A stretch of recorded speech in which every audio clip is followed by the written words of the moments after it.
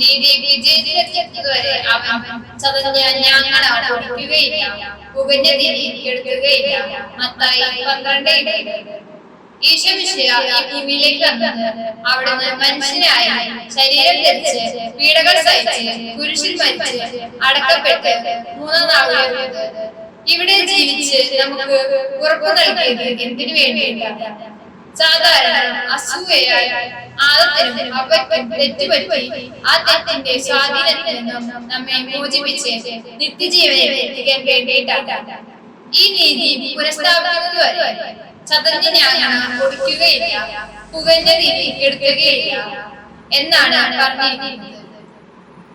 എന്ന് പറഞ്ഞാൽ ഒരു മനുഷ്യാത്മാവ് ഈ ഭൂമിയിൽ പാപത്തിൽ നിന്നും ഈശോയുടെ സ്നേഹത്തിലെത്തുന്നത് വരെ അവിടുന്ന് ആരെയും നിരാശപ്പെടുത്തുകയോ പുറത്താക്കുകയോ ചെയ്യുന്നില്ല.